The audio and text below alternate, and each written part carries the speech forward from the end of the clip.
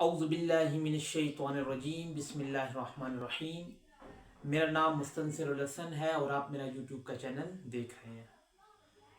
بچوں، تجوید القراءت کورس کی کلاس میں ہم لوگوں نے لاسٹ ٹائم مخارج کا بیان، یہ ہم لوگوں نے 17 کے 17 جو مخارج تھے وہ ہم لوگوں نے کمپلیٹ کر لیے تھے، اور امید ہے آپ کو آتے بھی ہوں گے۔ رینڈملی اگر میں کوئی پوچھ لوں یا آپ مجھ سے پوچھ لیں تو ہمیں آتے ہوں گے۔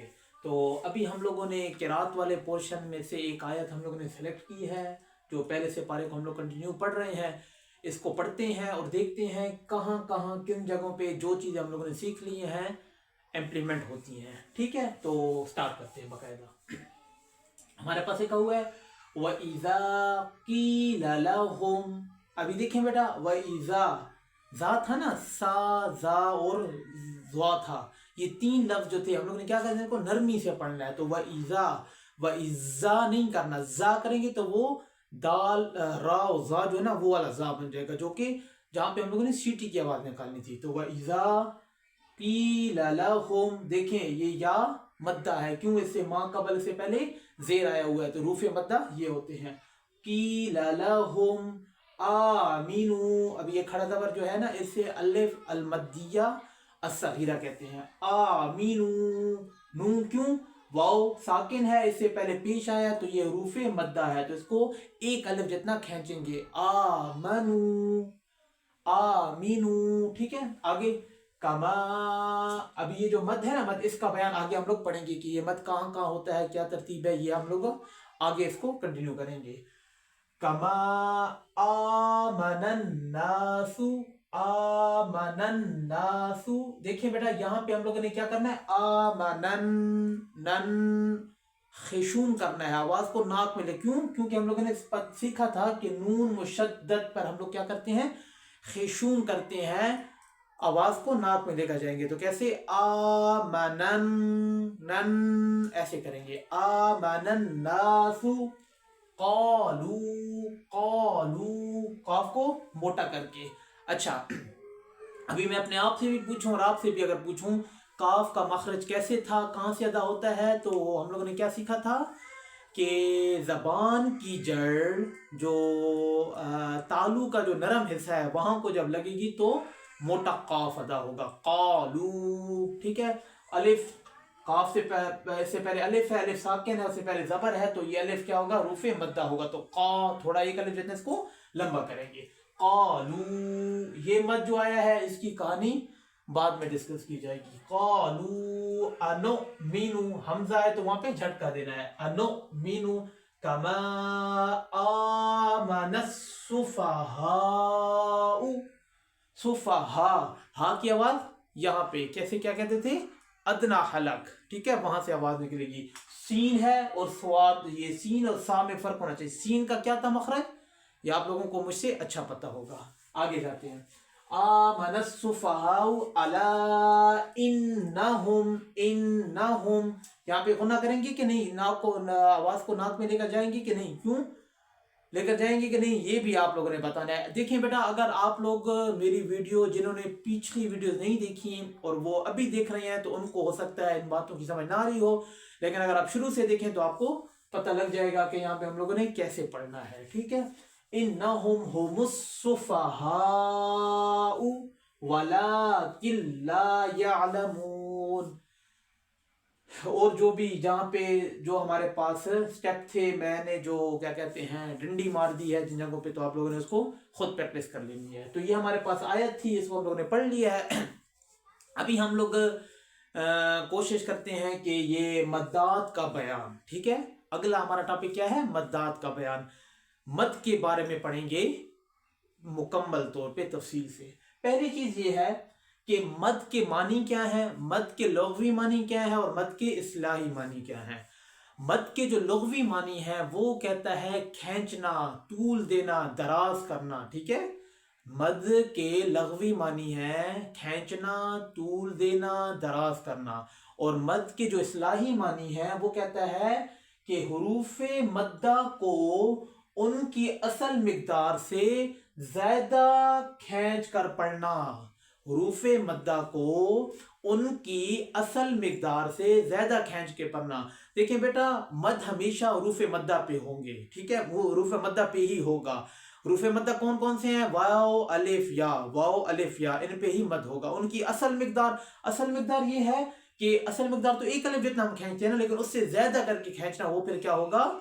इसका इस्लाही मानी है। मिसाल के तौर पे ये था ना, आ मीनू, ये वाव था, वाव साकिन है, से पहले पेश आया, तो ये हरूफ मद्दा है।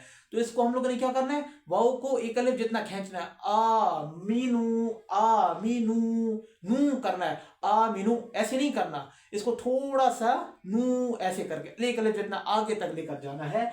तो ये हमारे पास क्या था? और मद जो है उसमें, ये तो सिंपल हमारे पास यहाँ पे लिखा नहीं होती, आगे मैं आपको बताऊंगा कि ये इसकी क्या कहानी है। पहले ये देख लें कि मद का इस्लाही मानी है हरूफ मद्दा को अपनी असल हालत से, क्या कहते हैं, हरूफ मद्दा को उनकी असल मिकदार से ज्यादा खींच कर पढ़ा जाए, तो ये इसका इस्लाही मानी है। आगे जाते हैं। महल मद, वो मैंने आपको बता दिया कि हरूफ मद्दा पे ही मद आएगा और हरूफ मद्दा पे ही मद किया जाएगा, और इसके अलावा अगर कुछ हो रहा है तो उसके बारे में हम लोग पढ़ेंगे, टेंशन नहीं लेनी। क्या है? हरूफ मद्दा वाव अलिफ या है, इन पे ही मद होगा। और बाज़ औक़ात बहुत कम, शादो नादिर जो है ना, आप ये ले लें कि 0.1% जो है हमारे पास हरूफ लीन जो है, उन पे भी हमारे साथ क्या होता है? मद होता है। हरूफ लीन आप लोगों ने अगर नहीं पता तो आप लोग मेरी पिछली जो वीडियोस हैं उनमें देख सकते हैं, और अगर पता है तो अच्छी बात है। आगे जाते हैं। अभी हमारे पास ये सवाल उठेगा कि मद का सबब क्या बनता है, किस वजूहात पे हम लोग मद करेंगे। हम देखते हैं ना, वो जो बड़ा मद लिखा हुआ होता है, ये किन जगहों पे लिखा होता है, इनकी इसकी कहानी क्या है, ठीक है। तो सबब मद क्या है? सबब मद जो है हमजा, शद और जज़म, हमजा, शद और जज़म। कोई पूछ ले सबब मद क्या है? हमजा, शद और जज़म, ये तीन जो है ये सबब मद बनते हैं, मद की सबब, मद की वजह बनते हैं। इसकी मिसाल से आपको समझ आ जाएगी कि कैसे इसका सबब बनते हैं। देखें, मिसाल देख लें। अभी देखें, हमारे पास ये जा लिखा हूं ना, इसको मैं मद को अभी इस टाइम पे हटा देता हूं। अभी ये मैंने लिखा ना जा आ, अभी देखें ये हमारे पास अलिफ जो है ये हुरूफ मद्दा है कि नहीं है? इससे पहले ज़बर है ना, तो हुरूफ मद्दा की कंडीशन को पूरा कर रहा है। इसके बाद देखें हमजा आया हुआ है, इसके बाद क्या हुआ है? हमजा आया हुआ है। तो मैंने क्या कहा था? सबब मद क्या है? हमजा, शद और जज़म। ये तीन अगर हुरूफ मद्दा के बाद इन तीनों में से कोई एक कंडीशन आ जाए तो आप लोगों ने हुरूफ मद्दा के ऊपर क्या लगा देना है? मद लगा देना है। तो देखिए, आप लोग कुरान मजीद में देखते हैं कैदा, नूरानी कैदा में जो ये दो लफ्ज हैं जा आ और जी आ, ये क्या कहते हैं, जब हम पढ़ते थे तो हमें बहुत मुश्किल होती थी इन दो लफ्ज़ों की क्या कहते हैं, हिजे करने में। तो अच्छा, कैसे है? अभी अपने बात की तरफ आते हैं कि देखें, हमारे साथ अलिफ है ना, अलिफ ये रूफ मद्दा है, इसके बाद हमजा, शद या जज़म, इन तीनों में से एक लफ्ज़ आया हुआ है ना, हमजा आया हुआ है ना, तो आप लोगों ने आंखें बंद करके यहाँ पे क्या लगा देना है? मद लगा देना है, ठीक है। ये क्या हो जाएगा? जा। अभी ये फिर बाद में आपको बताऊंगा कि इस अलिफ को कितना खींचना है, किसको कम खींचना है, ज्यादा खींचना है, वो बात की बात है। जो मैं बता रहा हूं इसको आराम से सुनते जाए, अगर समझ आ रही है, अगर नहीं समझ आ रही तो आप लोग पूछ सकते हैं कि जिस बात की समझ आपको नहीं आई, ठीक है। इसके बाद देखें, अभी ये दूसरी मिसाल देख लें। इसमें हमारे पास क्या लिखा हुआ है? ये इस मद को अभी फिलहाल नहीं लिखते। देखें बेटा, वाव साकिन, इससे पहले क्या आया हुआ है? पेश आया हुआ है, तो ये हुरूफ मद्दा की कंडीशन पूरी कर रहा है।